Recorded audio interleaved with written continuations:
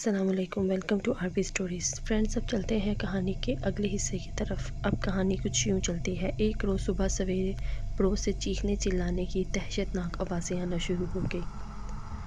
بانو فجر کی نماز کے لیے وضو کر کے سیدھی اپنے شوہر کے پاس پہنچی اور انہیں نیند سے جگایا۔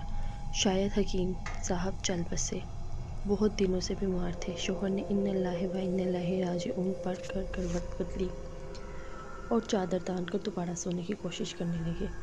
جب شور و گل کی آوازیں ناقابل برداشت ہو گئیں تو وہ مجبوراً اٹھ بیٹھا۔ کوئی خاص بات معلوم ہوتی ہے، اس نے شور و گل میں ملے ہوئے خوف کا احساس کرتے ہوئے کہا اور جوتا پہن کے باہر کی طرف لپکا۔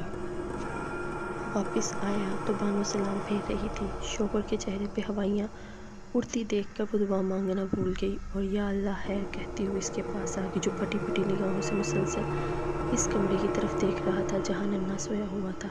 اس نے آہستہ سے اس کا کندھا ہلایا۔ کیا بات ہے؟ کمرے سے نظریں ہٹا کر اس سے پوچھا۔ رات کو ننھے کا کمرہ تو بند تھا نا؟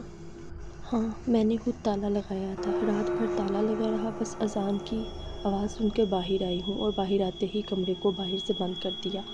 آخر بات کیا ہے؟ میں ایک نظر کمرے کو دیکھنا چاہتا ہوں، اس نے کہا اور تالا کھول کے کمرے میں داخل ہو گیا۔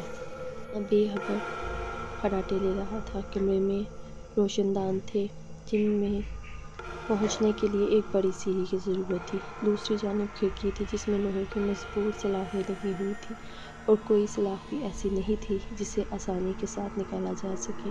کمرے کی دیواریں مضبوط تھیں، فرش پر ٹائل لگے ہوئے تھے۔ ایک کونے میں ایک چھوٹی سی نالی تھی جس پر لوہے کی مضبوط جالی لگی ہوئی تھی۔ کمرے کا خوب اچھی طرح جائزہ لینے اور اپنا اطمینان کر چکنے کے بعد وہ تھکے تھکے قدموں سے کمرے میں دونوں ہاتھوں سے اپنا سر پکڑ کے بیٹھ گیا۔ دیکھو بانو، اس نے جیسے کہیں دور سے کہا، اب تک ہم کسی بڑی غلط فہمی کا شکار رہے ہیں۔ جس ننھے پر شیر کی چربی سے زیادہ شیر کی روح کا اثر معلوم ہوتا ہے، اگر یہ روح کے زیر اثر نہ ہوتا تو ہرگز ایسا کام نہ کرتا۔ پہلی بار جب خان انور نے گولی چلائی اور تم نے قسمیں کھا کھا کے یہ یقین دلایا تھا کہ کمرے میں تالا لگا ہونے کے باوجود ننھا باہر نکل گیا، مجھے تمہیں ایک قسم پر بھی اعتبار نہ آیا تھا، لیکن اب ہر انہونی بات پر یقین کرنا پڑ رہا ہے۔ لال حویلی کے کونے پر چوکیدار کی لاش پڑی ہے۔ اس کو نہ صرف نوچا اور کھسوٹا گیا ہے بلکہ اس کی گردن کے زخم سے معلوم ہوتا ہے کہ اس کا خون بھی پیا گیا ہے۔ شہر کے وسط میں کوئی بھی جنگلی جانور آنے کی جرأت نہیں کر سکتا۔ یہ کام لازمی طور پر اسی روح کا ہے جو ننھے پہ سوار ہے اور تالے میں بند رکھنے کے باوجود ننھے سے مسلسل درندگی کے کام کرا رہی ہے۔ انسان بڑے بڑے درندے کا مقابلہ کر سکتا ہے لیکن روحوں کے معاملے میں بالکل بے بس ہے۔ کاش خان انور کی گولی نے اسے ہمیشہ کے لیے ختم کر دیا ہوتا۔ انہوں نے ٹھیک ہی کہا تھا، یہ زخمی ہو کر آدم خور بن جائے گا۔ وہ چند لمحوں کے لیے سانس لینے کو رکا، پھر بولا، کیا ایسا نہیں ہو سکتا ہم اپنے دل پر پتھر رکھ کے ہم ننھے کو زہر دے دیں؟ بانو کو ایسا محسوس ہوا گویا کسی نے اس کے سر پر آسمان پھینک دیا ہو اور اس کو کسی نے اٹھا کر بلندی سے نیچے زمین پر پھینک دیا ہو۔ تیزی کے ساتھ نیچے گرتی چلی جا رہی ہو۔ اگلی روز دوپہر کو اس نے رو رو کر ننھے کو خوب نہلایا دھلایا، نئے نئے کپڑے پہنائے اور آنکھوں میں کاجل لگایا اور ننھے کو دلہا بنایا۔ پھر اس کے پھولے پھولے سرخ اور سفید گالوں پہ پیار کرنے لگی۔ جب سے اس کے شوہر نے ننھے کو زہر دینے کی بات کی تھی، اس کی آنکھوں سے آنسو بہے جا رہے تھے۔ اب پہلے ہی سے خدشہ تھا کہ ننھے کا کیا حشر ہوگا، اب تو اسے پورا پورا یقین ہو گیا تھا کہ وہ چاہے کتنی ہی کوشش کیوں نہ کر ڈالے، ننھے کو بچانا ناممکن ہے۔ لیکن وہ ماں تھی، کسی کی کیا مجال کہ ننھے کو بری نظر سے دیکھ سکے۔ ننھے تک پہنچنے کے لیے اس کے ہر دشمن کو پہلے اس کی لاش سے گزرنا ہوگا۔ پھر جیسے ہی اس خیال سے اسے ایک حد تک سکون محسوس ہوتا تھا۔ رات تم باہر گئے تھے؟ اس نے ننھے کو اپنی گود میں بٹھا کر پوچھا۔ ننھے نے اس بات میں سر ہلا دیا۔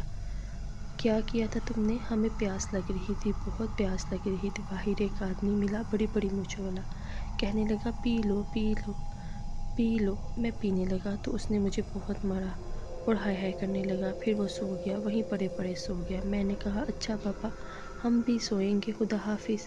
پھر ہم گھر آ کے سو گئے۔ باہر کدھر سے گئے تھے میرے لال؟